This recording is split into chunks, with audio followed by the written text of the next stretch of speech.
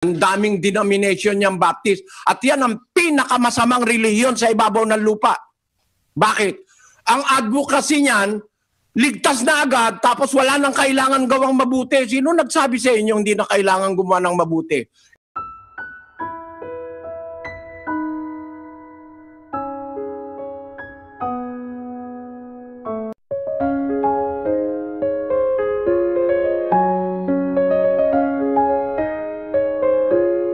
Tuloy po kayo. Magandang gabi po sa inyo.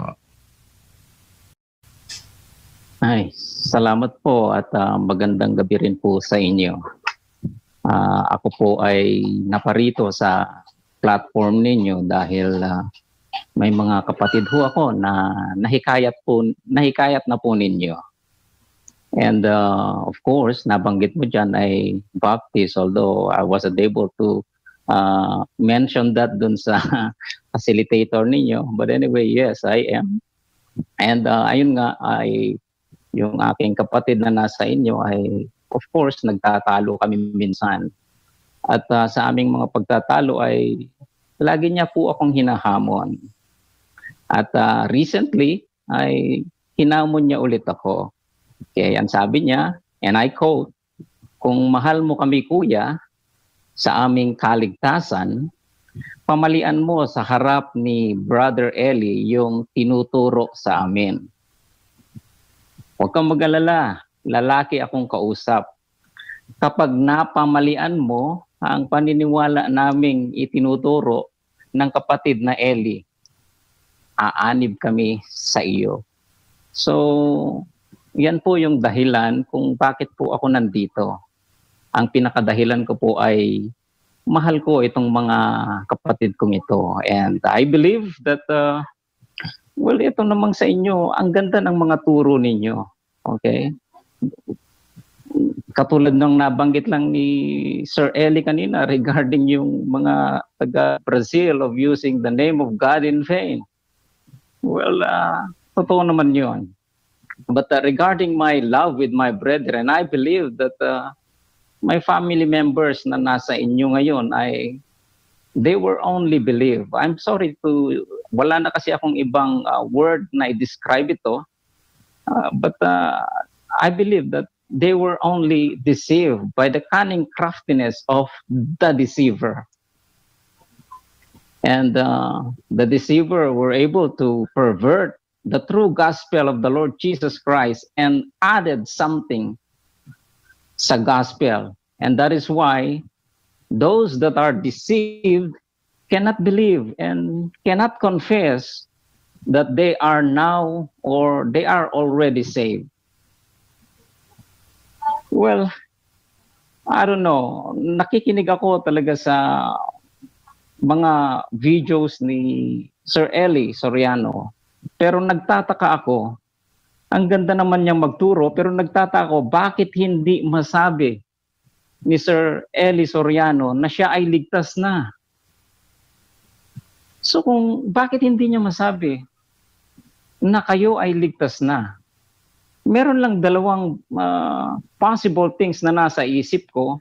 Probably there are more, pero bakit kaya niya hindi masabi?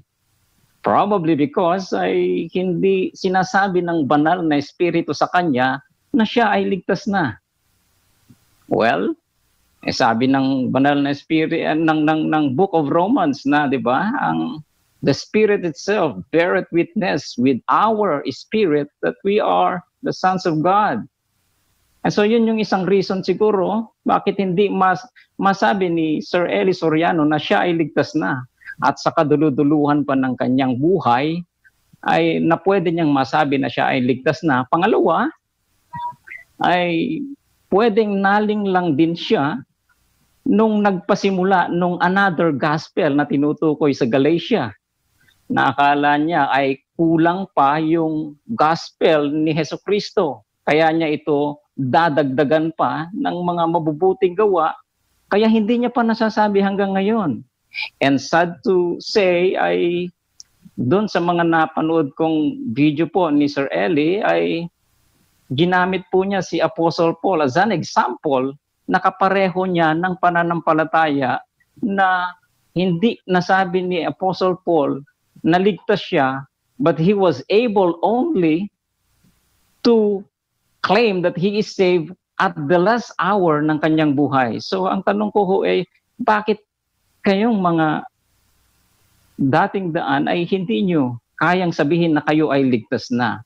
Well, sabi ni, yan yung naririnig ko sa inyong video. Nakuha ko na kapatid yung tanong kasi it is taking too long. This is a Bible exposition. There are other people waiting for their turn. Nakuha ko na, siguro maliwanag ko nang nakuha, kapatid na Daniel. First of all, I will tell you, we are not deceived. Maybe you are the one who is deceived. I do not know any other word to answer your allegation that we are deceived by the deceiver. The deceiver is Satan, but we are not deceived by Satan. We follow the strict words of God in the Bible. Ngayon, ang sasabihin ko sa iyo, kapatid, ganito. Sabi mo, ba't hindi ko masabing ligtas na ako? Ba't ang mga taga-datindahan hindi masabing ligtas na ako? Tapos, ang binasa mo, yung 8 ng Roma. Babasahin ko, hindi mo kasi binasa eh. Roma 8:16, kapatid na Daniel. Ang Espiritu rin ang nagpapatotoo kasama ng ating Espiritu na tayo'y mga anak ng Diyos. Ayan. Yung pagiging anak ng Diyos, kapatid, hindi ang ibig sabihin, ligtas ka na agad. No? Hindi ang ibig sabihin ng pagiging anak ng Diyos, ligtas ka na agad. Papakita ko sa iyo ang pruweba. Siguro hindi tinuro sa iyo ng pastor mo, no? Hindi ba si Adan ay anak ng Diyos? Ibig ba sabihin, ligtas na agad si Adan dahil tinawag siyang anak ng Diyos? Ganun ba ang interpretasyon niyo sa Biblia? Ganun ba kagarapal ang interpretasyon ng Baptist? Basahin natin ang Lucas Kapitulo 3, yung huling-huling talata dun sa lineage ng Panginoon Kristo. Umpisahan mo sa 3:23, kapatid na Daniel. At si Jesus din, nang magpasimula siyang magturo, ay may gulang na 30 taon na anak, ayon sa sinasapantaha ni Jose, ni Eli, ni Matat, ni Levi, ni Melki, ni Hane, ni Jose. Ayan. Pagkatapos, lumundag tayo, mahaba kasi, na anak ni Enos, ni Seth, ni Adam ng Diyos. Di ba si Adam anak ng Diyos? Ano nangyari kay Adam? Ligtas na. Matindi kayo. Hindi ko mo anak ng Diyos, ligtas na. Iba yung ligtas kaysa sa anak ng Diyos. Merong anak ng Diyos, umaalis sa pagiging anak ng Diyos. Alam nyo ba yon, mga Baptist, mga ministro ng Baptist? Noong ginagawa ang sanlibutan, merong mga nag-aawitang anak ng Diyos. 34:8 ni Job. Pakinggan nyo. 38:4 ni Job. Kapatid na Daniel.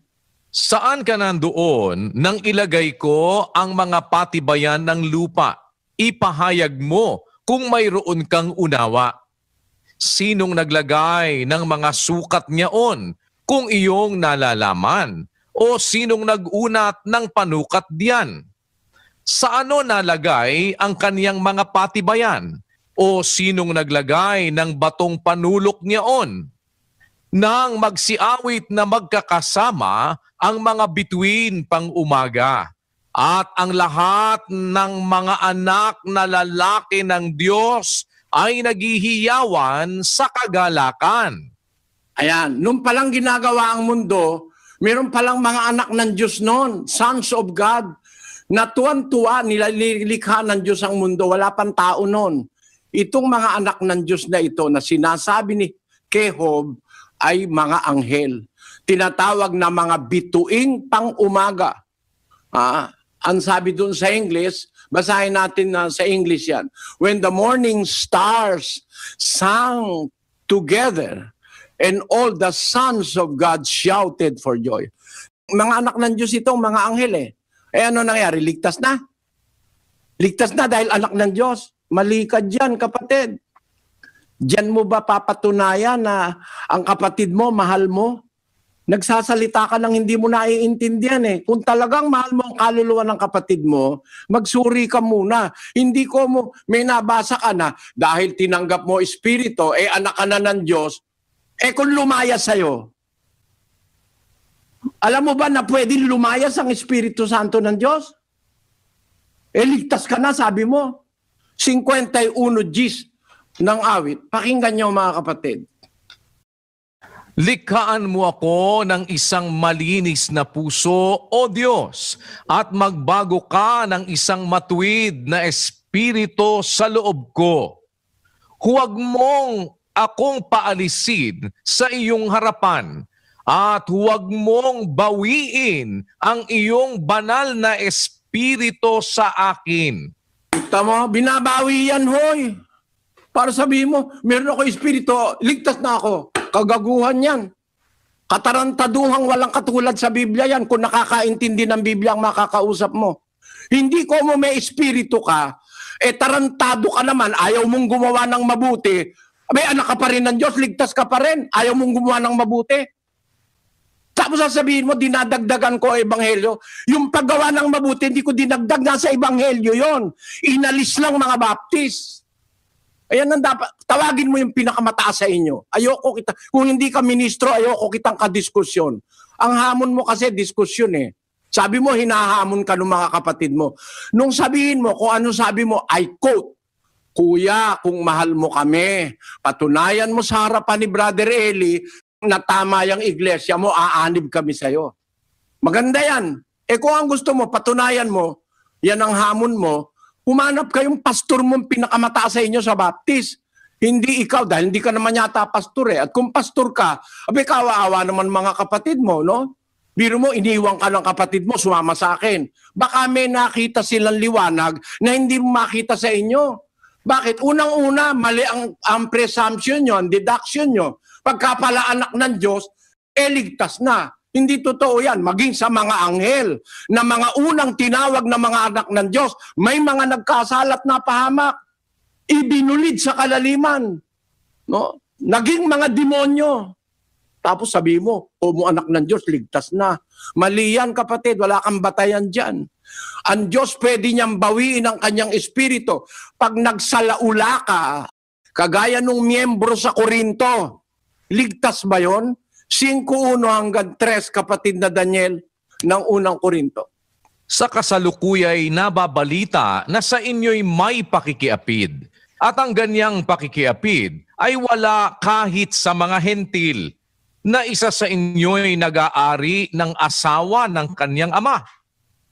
At kayo'y mga mapagpalalo, at hindi kayo bagkus ng alumbay upang maalis sa gitna ninyo ang gumagawa ng gawang ito.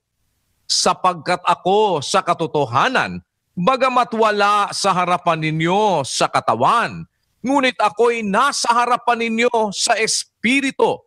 Akin ngang hinatulan na ang gumawa ng bagay na ito na tulad sa ako'y nahaharap sa pangalan ng ating Panginoong Hesus, nang nangagkakatipon kayo at ang aking espiritu na taglay ang kapangyarihan ng ating Panginoong Hesus, upang ang ganyan ay ibigay kay Satanas. Nakita mo? Di ba miyembro ng iglesia yan?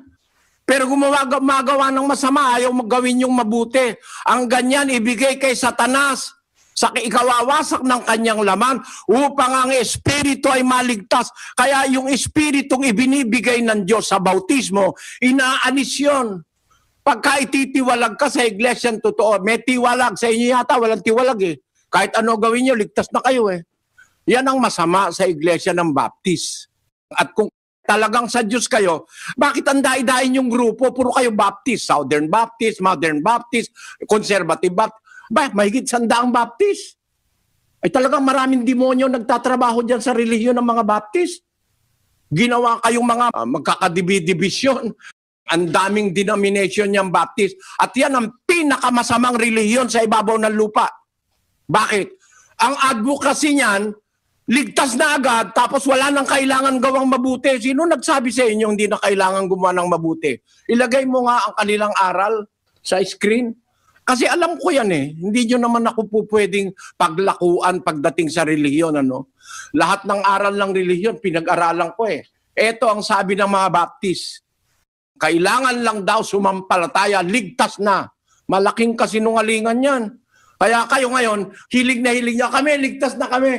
Ligtas ka na sa COVID nga, hindi ka pa nakakatiyak na ligtas ka eh. Sabihin nyo, ba't ngayon wala kayong pagkakatipon? Subukan nyo magkatipon, ligtas na kayo? Napagbabawalan nga kayo ng gobyerno at saka ng mayor eh. Bakit? Hindi ka pa nga ligtas sa COVID-19 tapos ligtas ka na. Ito ang paniwala ng Baptist. Oh. Once saved, always saved. Ilagay mo yon. Once saved, always saved. Minsang ligtas, ligtas magpakailanman. Yan ay hindi a-apply sa inyo. Kasi yan uma-apply sa sumusunod hanggang kamatayan. Nag-umpisa kang mailigtas sa kasalanan. Susunod ka hanggang kamatayan, maliligtas ka. Hindi ligtas na. Pag hindi ka sumunod, hindi ka na maliligtas. Tandaan nyo yan mga kababayan na nakikinig ngayon sa akin. Baptist kayo, anumang kayo, huwag kayong paloloko dyan sa mga nagsasabi niya, once saved, always saved. Ito ang aral ng Baptist. Page 52. Article 5. Justification. Ito po, pakibasa mo kapatid na Daniel. We believe that the great gospel blessing which Christ secures to such as believe in him is justification. That justification includes the pardon of sin and the promise of eternal life on principles of righteousness.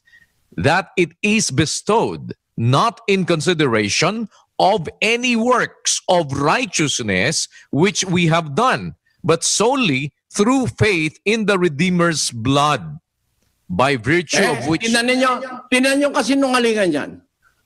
Ang justification daw, sabi ng Baptist, is bestowed not in consideration of any works of righteousness which we have done, but solely through faith in the Redeemer's blood. Kasi nungalingan yan, di totoo yan. Walang verse na ganyan sa Biblia.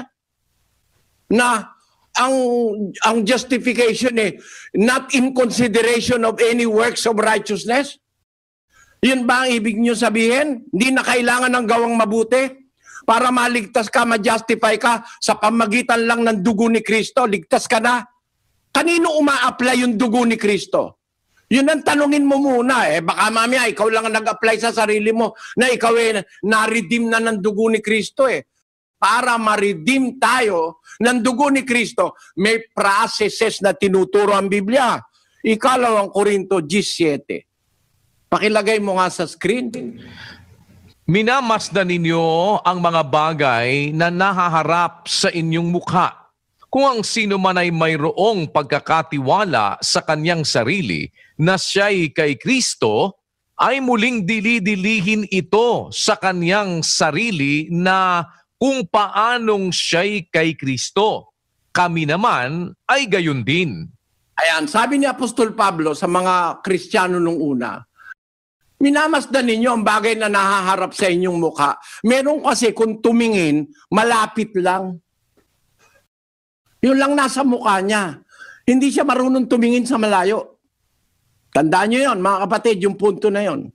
Ang sabi ngayon niya sa mga ito, na kung tumingin lang nasa mukha nila, nasa harap ng mukha nila, kung ang sino man mayroong pagkakatiwala sa kanyang sarili na siya'y kay Kristo, muling dili-dilihin niya ito sa kanyang sarili. Kung paano siyang naging kay Kristo. Meron palang paraan ng pagiging kay Kristo. At hindi ka magiging kay Kristo kung ang tinitignan mo lang yung nasa harap mo. No? Basahin natin ang 1:5 ng 2 Pedro. Oo, at dahil din dito sa pagkaragdag sa ganang inyo ng buong sikap, ay idagdag ninyo sa inyong pananampalataya ang kagalingan, at sa kagalingan ay ang kaalaman, at sa kaalaman ay ang pagpipigil, at sa pagpipigil ay ang pagtitiis, at sa pagtitiis ay ang kabanalan. At Nakikita mo ba ito, kapatid, na baptist? Ang sabi ni Apostol Pedro, sa pagkaragdag sa ganang inyo ng buong sikap, idagdag nyo sa inyong pananampalataya. Add to your faith. Sasabihin mo ngayon, faith alone can save. Once saved, always saved. Faith alone can save. Minus good works. Add to your faith virtue. And to virtue, add knowledge. And to knowledge, add temperance. And to temperance, patience. And to patience, add godliness. And to godliness, add brotherly kindness. Add to brotherly kindness, charity. And for if these things be in you and abound, they make you that ye shall neither be barren nor unfruitful in the knowledge of the Lord Jesus Christ. But he that lacketh these things is blind and cannot see afar off. Ayan, kung tumingin, malapit lang. Beyond faith, God expects us to do something good or things that are good. Beyond faith. Kung hanggang faith ka lang, no? Bulag ka, sabi ng Biblia. Basahin ko ulit sa Tagalog. Pakinggan nyo, ha? Ang sabi sa 1:5, oo, dahil din dito, sa pagkaragdag sa ganang inyo ng buong sikap, idagdag ninyo sa inyong pananampalataya ang kagalingan. Sa kagalingan ay ang kaalaman, at sa kaalaman ay ang pagpipigil, at sa pagpipigil ay ang pagtitiis, at sa pagtitiis ay ang kabanalan, at sa kabanalan ay ang mabuting kalooban sa kapatid, at sa mabuting kalooban sa kapatid, idagdag nyo ang pag-ibig. At sapagkat kung nasa inyo ang mga bagay na ito at sumasagana, hindi kayo pababayaang maging mga tamad o walang bunga sa pagkakilala sa ating Panginoon Kristo. Datapwat, yung wala ng bagay na ito bulag. Kaya bulag ang baptist eh. Hindi makakaintindi ng Biblia. Ayaw nang gumawa ng mabuti eh. Yung bang pag-ibig sa kapatid, pag-ibig sa kapwa, hindi ba yun gawa ng mabuti? Paggawa ng mabuti yun eh. Sa inyo, wala na. Hindi na kailangan. Biro mo, sabi nun sa inyong doktrina. Sabi, justification, balik mo sa screen, is bestowed not in consideration of any works of righteousness. Mali, kapatid. Hahatulan tayo sa gawa. Tandaan mo yan. 22 ng Apokalipsis. Si Kristo may sabi nito. Biro nyo, blatantly, inaalis nyo ito sa Biblia. 22:12. narito, ako'y madaling pumaparito at ang aking gantimpala ay nasa akin upang bigyan ng kagantihan ang bawat isa ayon sa kanyang gawa. Sasabihin nyo ngayon, hindi na kailangan ng any works of righteousness. Hindi ba blatant na kasinungalingan ng Baptist Church yan?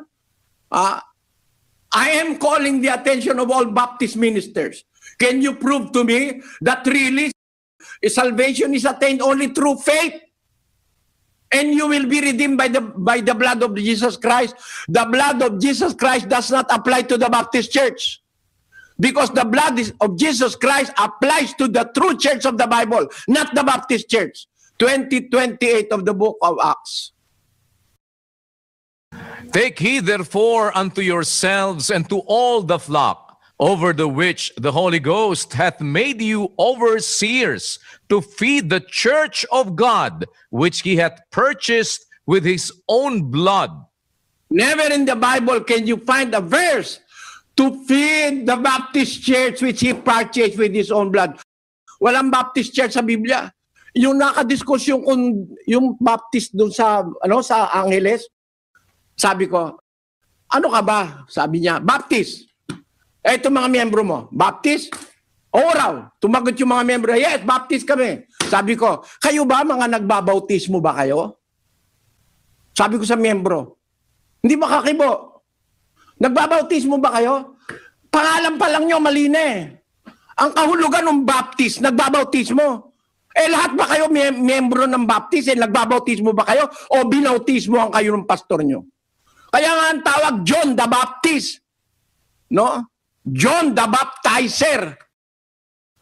Eh pangalan pa lang mali na eh. Baptist Church. Lahat ba kayo nagbabaptize para tawagin kayong Baptist? Imbis na tawagin kayo na Kristiyano, pinalitan nyo ng Baptist. Yan ang kalikutan ng mga pastor na nag-imbento niyang pananampalatayang Baptist Church na yan. May tawag naman eh. Hindi naman ang tawag eh, Mormons eh. Saksi ka kami ni Jehovah. Ang pinantatawag sa sumusunod kay Kristo, Kristiyano. Hindi Baptist, hindi Mormons, hindi Sabadista. Pinalitan. Ako eka, Iglesia Katolika. Romano eka ako. Teka muna, dapat Kristiyano eh. 11:26 ng gawa. Pakinggan nyo. At nang siya'y kaniyang masumpungan, ay kaniyang dinala siya sa Antioquia. At nangyari na sa buong 1 taon, sila'y nakisama sa iglesia at nagsipagturo sa maraming tao. At ang mga alagad ay pinasimulang tawaging mga Kristiyano sa Antioquia. Kaya ayokong tatawagin ako na halimbawa, tatawagin mo ako na iba. Kristiyano ako. Hindi ako Hindu. No? Kristiyano ako. Yun ang utos ng Diyos na maging katawagan natin. Unang Pedro 4. Pakinggan nyo nakasulat. 16. Ngunit kung ang isang tao ay magbata na gaya ng Kristiyano, ay huwag mahiya, kundi luwalhatiin ng Diyos sa pangalang ito. Kaya ang dapat nating ipagmalaki, tayo'y Kristiyano. Kung tayo ay talagang naturuan ng aral ni Kristo, pero to masquerade or to present yourself as Baptist. Tapos parang bang sila ang nakapakyaw ng Biblia na hindi na raw kailangan ng any works of righteousness. Sino nagsabi sa inyo? Na hindi included ang works of righteousness which we have done?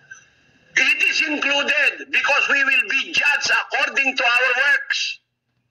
According to our works. That is what is in the Bible. That's why to be saved and to know and to bravely and without doubt to say that you are saved, you must be sure that you are doing and you have done the work of righteousness that God have asked us to do.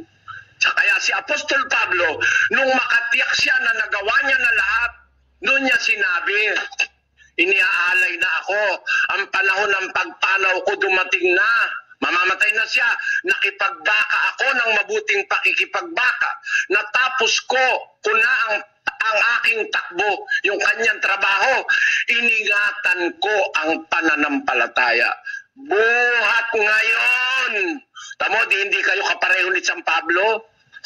Kailan niya sinabi, buhat ngayon, nakataan sa akin ang putong nakatwiran. Kailan? Nung mamamatay na siya, na nakatagal siya, siya'y nakapanatili, nakatapos siya. Kayo naman, di pa kayo nag-uumpisa, ligtas na kami. Tang-tapang ng hiya ng mga pastor na yan. Di pa kayo nag-uumpisa eh. Wala pa nga kayo nagagawang buti sa sangkatauhan eh. Tapos ligtas na kayo.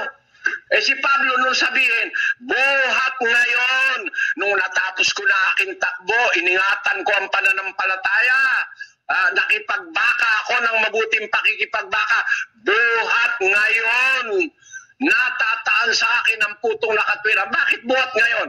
Kasi nung hindi pa nagaganap yung lahat ng bagay na dapat niyang ganapin, ang sabi ni Pablo sa Pilipos, Kapitulo 3, versikulo 13, pakinggan niyo mga kababayan.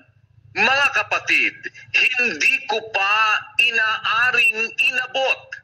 Datapwat, isang bagay ang ginagawa ko, na nililimot ang mga bagay na nasa likuran at tinutungo ang mga bagay na hinaharap.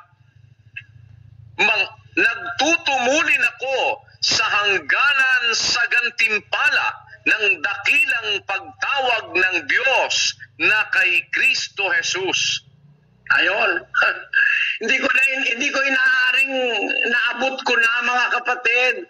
Dapat isang bagay ang ginagawa ko. Hindi siya pastor ng Baptist, no?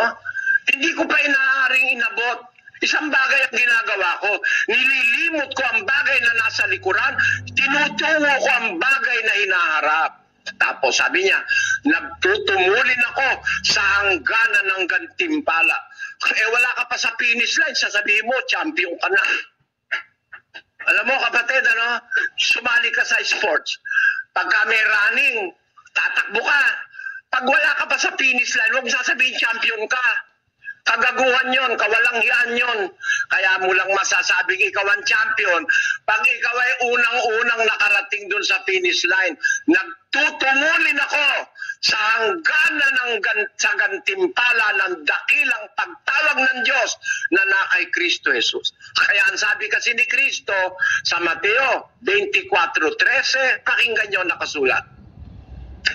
Datapwat ang magtitiis hanggang sa wakas ay siyang maliligtas. O, kita mo, magtiis ka muna hanggang wakas, saka ka maliligtas. Nagtiis ka hanggang 3 buwan o 3 taon o 30 taon, tapos bumalik ka na. Hindi ka pwedeng maligtas nun, kapatid. Pakinggan mo sa isang talata ng Hebreo, 10:36 at 38. Sapagkat kayo'y nangangailangan ng pagtitiis upang kung inyong magawa ang kalooban ng Diyos ay magsitanggap kayo ng pangako. 38. Ngunit ang aking lingkod na matuwid ay mabubuhay sa pananampalataya, at kung siya ay umurong ay hindi kalulugdan ng aking kaluluwa. Nakita mga kapatid, yan ang hindi tinuturo ng Baptist. Mga talatang yan di binabasa sa Baptist. Sabi ng Diyos, ang aking lingkod na matuwid, mabubuhay sa pananampalataya. Shall live in faith. But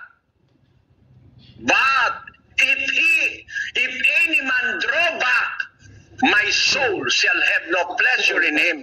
Kung siya'y umurong, hindi siya kalugod-lugod sa aking kaluluwa. Sabi ng Diyos, pag umurong ka kasi, hindi ka na maliligtas Kahit nakasampu ka ng taon, umurong ka, hindi ka maliligtas. Basahin natin ang batayan. Nakasulat sa Biblia yan, O basahin natin ng extra pa. Sa Ezekiel, Kapitulo 3, at ang versikulo ay 19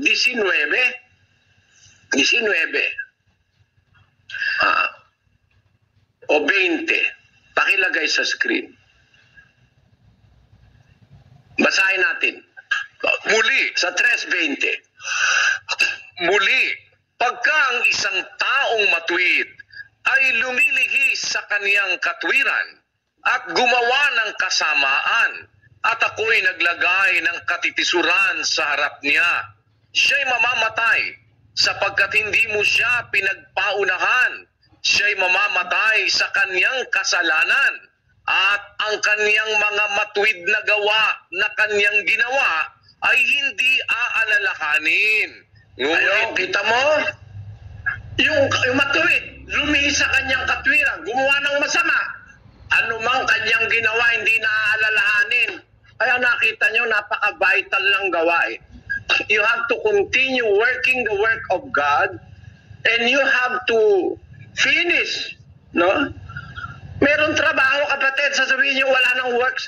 May trabaho.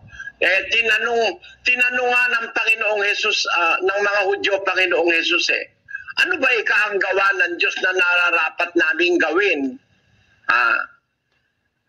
Sumagot ang Panginoong Jesus, magsigawa kayo, hindi dahil sa pagkain na papanis, kundi dahil sa pagkain tumatagal hanggang sa buhay na walang hanggan, sabi niya.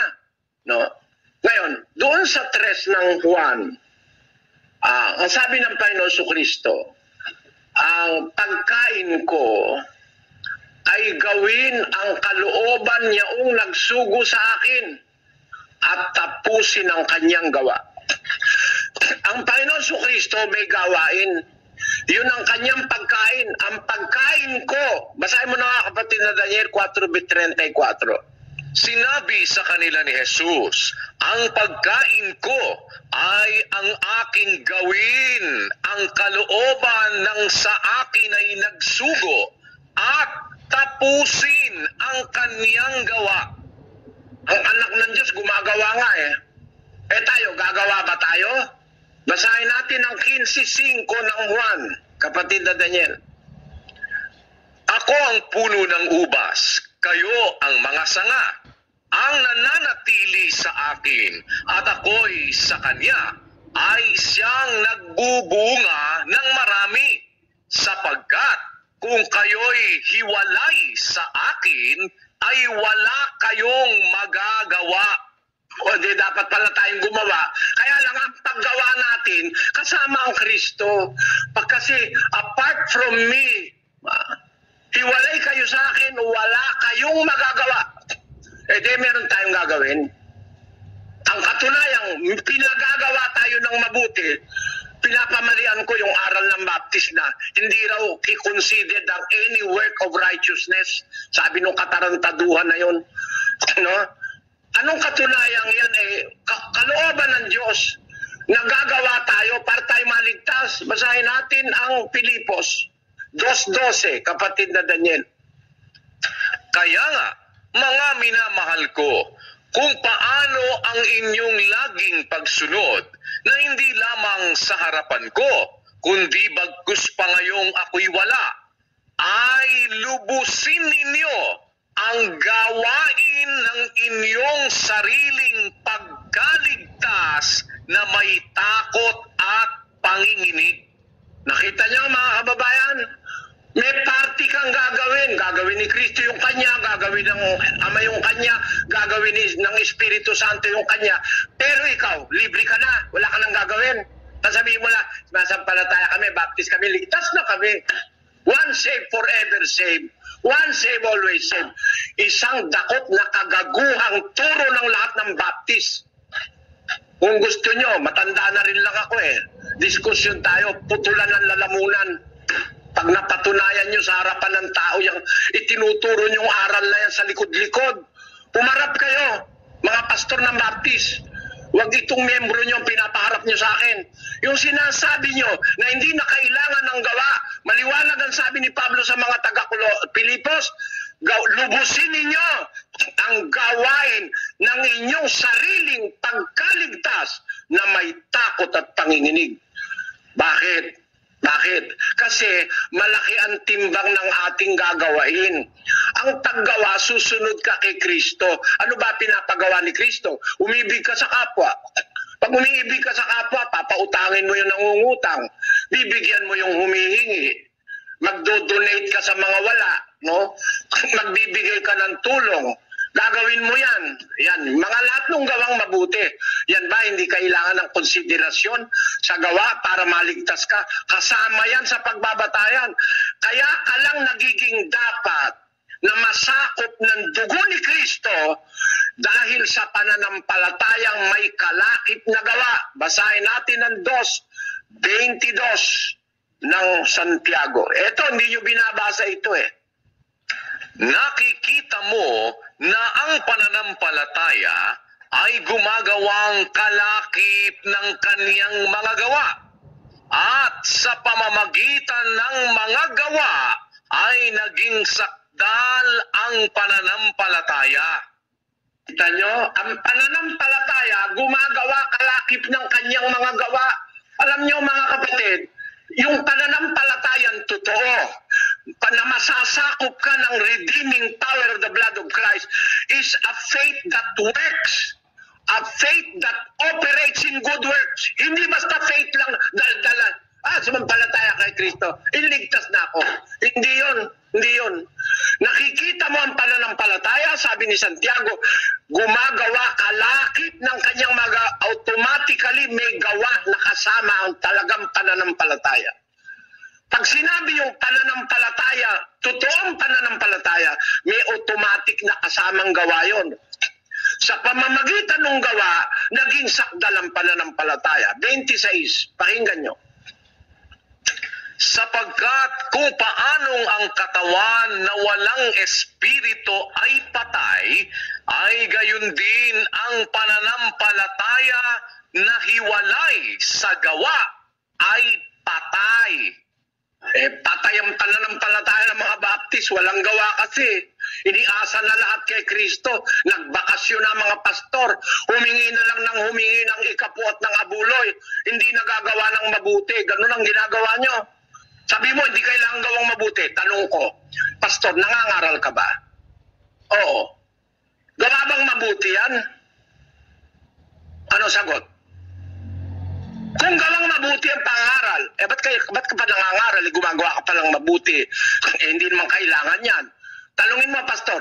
Pastor, ang akin pong ikapo bibigay ko sa linggo. Okay. Mabuti yan. Tanong, pastor, akala ko ba hindi na kailangan ng gawang mabuti basta't ligtas na tayo without any work of righteousness? Pagka ganon, hindi ko nabibigay ikapo ko. Tingnan mo kung pumayag. Mabuti raw yung ikapo Sabi ng pastor mas mabuti nga kung dadagdagan mo raw kung hindi na kailangan, huwag ka na mag-ikapo. Tingnan mo pag hindi nagreklamo yung pastor mo. Yung nagreklamo tinuruan ko yung miyembro dito sa Brazil Sabi ng pastor mo, hindi na kailangan gumawa ng mabuti. Ito ako, approach mo. Pastor, mabuti po ba talagang magbigay ako na ikapo? Oo, sabi niya. Para hindi ka salakayin ng devorador. Ano yung devorador sa Tagalog? Devorador? Devorador. Sa Tagalog, ano ba kayo? Nakalimutan ko na. Yung nando sa Malakyas. No? Nasa Malakyas. Sabi, para ikaw huwag salakayin ng devorador. Magbigay ka na ikapo, mabuti talaga yan. Sabi niya. Sabi niyo po, pastor, hindi na kailangan ng gawang mabuti. Hindi na po ako magbibigay na ikapo. Hindi ka dapat. Sabi, tinan mo, ayaw pumayag pagka pera ang hindi na ibibigay Pero sabi nga nung pastor Tuason doon sa Angeles City, nakadiskusyon ko. Ibig mo sabihin, pag sumampalataya ka, ligtas ka na forever? Oo raw. Kahit mangalo niya ka, kahit ikaw ay gumawa ng masama, pumatay ka ng kapwa, ligtas ka pa rin. Sabi ko, tindi ng paniniwala nitong mga Baptist na to. Malaking kademonyohan ang naituro sa inyo ng Amerikano. No? Ikinalulungkot ko, no? Hindi ko dinadaya ang mga kapatid mo. Tinuturuan ko mga kapatid mong gumawa ng mabuti. Mabuting iniuutos ng Diyos sa Biblia. Hindi sariling mabuti ng tao. Ang masama, yung sarili mong mabuti. Yun ang sinasabi ni Pablo sa 3:5 ng Tito. Pakinggan nyo. Na hindi dahil sa mga gawa sa katwiran na ginawa nating sarili. Hindi dahil doon sa gawa na ginawa mong sarili. Sarili mo lang gawa, sarili mo lang ideya, sarili mo lang katwiran. Hindi dahil sa gawa ng katwiran na ginawa nating sarili, kundi ayon sa kanyang kaawaan ay kanyang iniligtas tayo sa magitan ng paghuhugas sa muling kapanganakan at ng pagbabago sa Espiritu Santo. Ayan ang sabi sa Biblia. Hindi yung gawa ng katwiran ng ginawa mong sarili. Pero yung ginawa mo, kasama mong ginawa ni Kristo. Kasama kang gumawa ni Kristo. Kasama kang gumawa ng Diyos. Sabihin mo, di na kailangan yon, katarantaduhan yan. Sa unang Korinto, Kapitulo 12, ganito ang sinasabi sa versikulo 5. Pakinggan nyo mga kapatid. At may iba't ibang mga pangangasiwa, datapwat iisang Panginoon. At may iba't ibang paggawa, datapwat iisang Diyos na gumagawa ng lahat ng mga bagay sa lahat. Dapat coordinated ang paggawa. Gagawa kasama ng Diyos kasi ang main na gumagawa ang Diyos. 2:13 ng Pilipos. sapagkat Diyos ang gumagawa sa inyo maging sa pagnanasa at sa paggawa ayon sa kaniyang mabuting kalooban. Ayan, Diyos ang gumagawa sa inyo maging sa pagnanasa at sa paggawain sa kanyang mabuting kalooban. Pag ang gawa, ginawa mo kasama ng Diyos, ginawa mo kasama ni Kristo, sabihin mo, hindi kailangan yon, kalokohan. Kaya nga tayo maliligtas, gumawa ang mga apostol eh. Ikaw man. At sabihin ni Pablo, sumampalataya na ako, ligtas na ako. Teka muna, Pablo, mangangaral ka muna bago ka maligtas. Mangangaral ka, magpipigil ka, gagawa ka ng mabuti, yun ang kondisyon ni Kristo. Hindi alam ng pastor ng Baptist yun. Kinausap ni Kristo ng personal si Pablo, sinabi sa kanya ang gagawin niya. Sumasampalataya ako. Ako si Pablo halimbawa. Ligtas na ako, Panginoon. Hindi na kailangang gumawa ng mabuti. Teka, hindi ganyan, Pablo. Susuguin kita, Pablo. Sumasampalataya ka, susuguin kita. Pag sinugo kita, mangangaral ka. No? Dadalhin mo ang aking pangalan sa mga Israel, sa Hintil, sa mga hari, at sa buong sanlibutan. Dadalhin mo ang pangalan ko, sabi kay Pablo. Pero, mag-iingat ka. Bakit? Pakinggan nyo. Sa unang Korinto 9:27. Ngunit hinahampas ko ang aking katawan at aking sinusupil. Baka sakaling sa anumang paraan, pagkapangaral ko sa iba, ay ako rin ay itakwil. Kita nyo? Nagpipigil si Pablo eh. Gumagawa siya ng mabuti, pinipigil niya ang kanyang sarili sa pagtuturo niya nung ginagawa ni Pablo. Basahin natin ang 4 ng unang Timoteo, kapatid na Daniel. Kapitulo 4, versikulo 16. Mag-ingat ka sa iyong sarili at sa iyong turo. Manatili ka sa mga bagay na ito, sapagkat sa paggawa nito ay ang iyo ring sarili ang ililigtas mo at pati ng mga nagsisipakinig sa iyo. Ang liwaliwanag niya, ang liwaliwanag. Sabi niya, ang ministro para ka maligtas, mag-ingat ka sa iyong sarili. Kagaya ni Pablo, hinahampas ko aking sarili, sinusupil niya. Mag-ingat ka sa iyong sarili. At sa iyong turo, mag-ingat ka sa turo mo, huwag kang parang Baptist. Manatili ka sa mga bagay na ito, sapagkat sa paggawa nito, may gagawin o wala? Meron. Sa paggawa nito, ang iyo ring sarili ang ililigtas mo, pati ang mga nagsisipakinig sa'yo. Pero pag hindi mo ginawa ito, pahamak ka, pati mga nakikinig sa'yo, parang Baptist, pahamak din. Kaya ang sabi ni Pablo, narinig niya ito kay Kristo eh. Hinahampas ko ang aking katawan. Sinusupil ko ang aking katawan.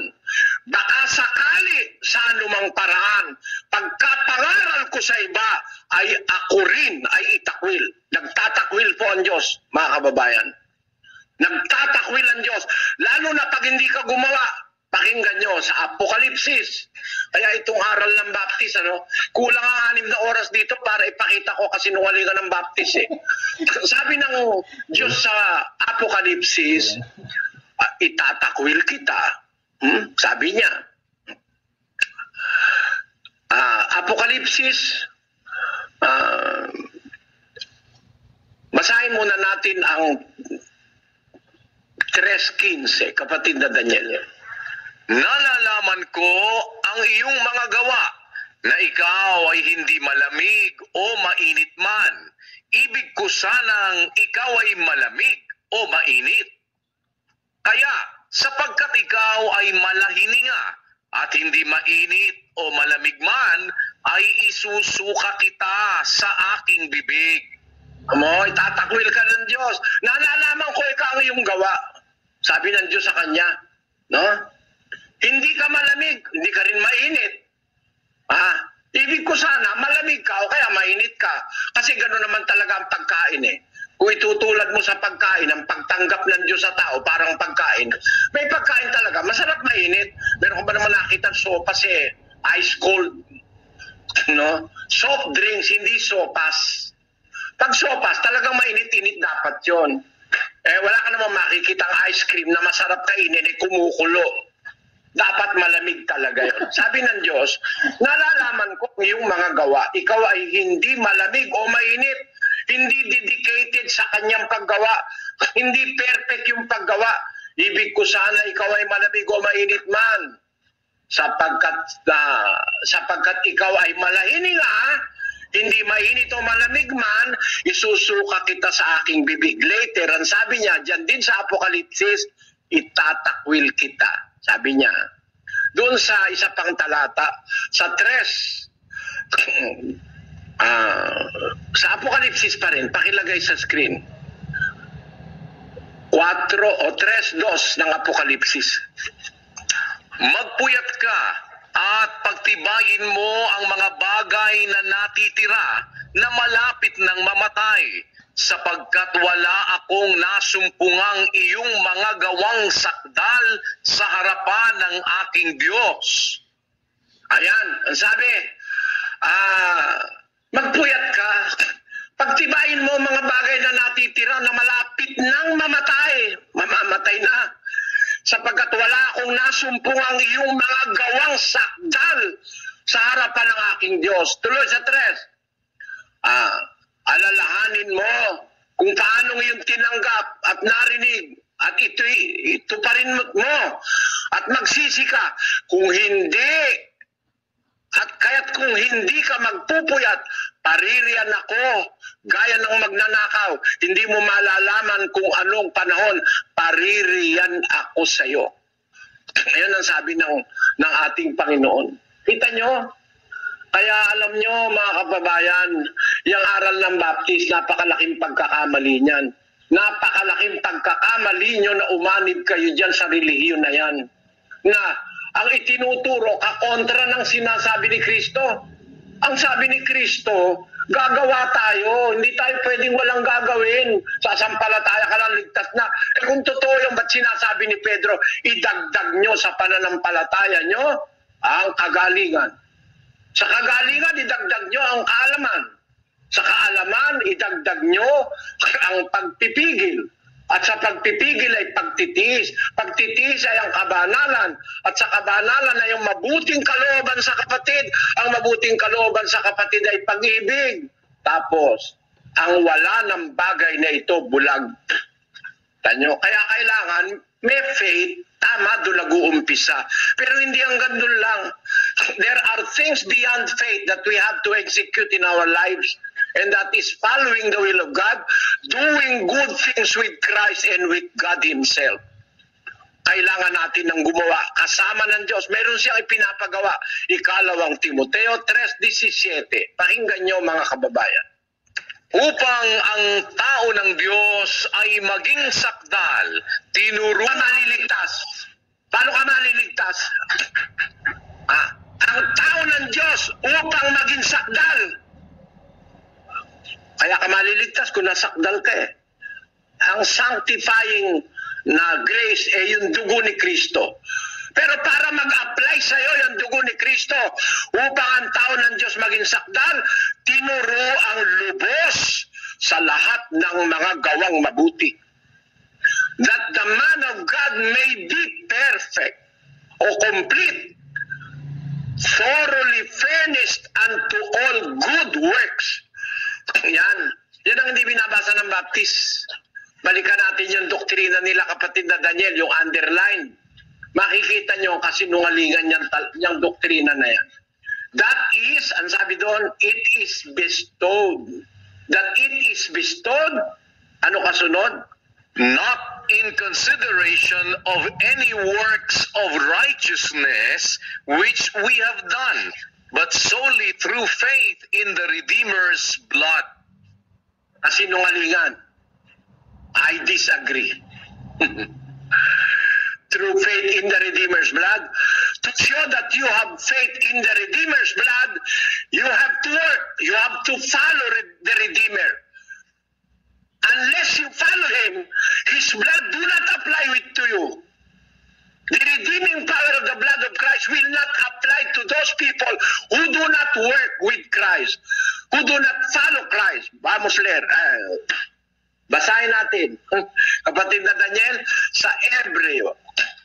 Ito po ang sabi sa 5:7 ng Hebreo. Pakinggan nyo. Na siya sa mga araw ng kanyang laman ay naghandog ng mga panalangin at mga daing na sumisigaw ng malakas at lumuluha doon sa may kapangyarihang makapagligtas sa kanya sa kamatayan, at siya'y dininig dahil sa kanyang banal na takot. Bagamat siya'y anak, gayon may natuto ng pagtalima sa pamamagitan ng mga bagay na kaniyang tiniis. Tignan mo ito kapatid, mga kababayan.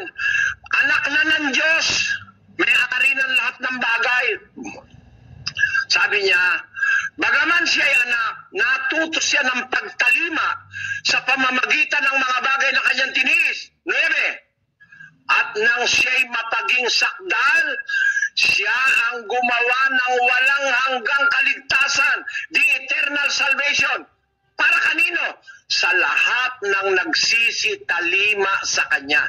Kung paano si Kristo'y tumalima sa Kanyang Ama, dapat din tayong tumalima. Gawin natin ang ipinagagawa ng Panginoong Hesus. Bigyan mong nahihingi, pautangin mo ng ungutang, maawa ka sa mga dukha, sa mga ulila, mga babaeng bao, gumawa ka ng mabuti sa lahat, lalo na sa kasambahay ng pananampalataya. Sabihin mo ngayon, wala nang gagawin. Kagaguhan yan. Siya ang gumawa ng walang hanggang kaligtasan, eternal redemption unto them that obey Him. Obeying is doing what the commandments of the Lord Jesus Christ states. Kaya tayo, gagawa tayo. I vehemently disagree with the doctrine of the Baptist Church that there is no consideration whatsoever in the work of righteousness which we have done. No. The Bible tells us otherwise. The Bible instructs us to do everything that the Bible asks us to do, the good things in the sight of God. That the man of God may be perfect. He is fully, thoroughly furnished unto all good works. And we have to do that until the end.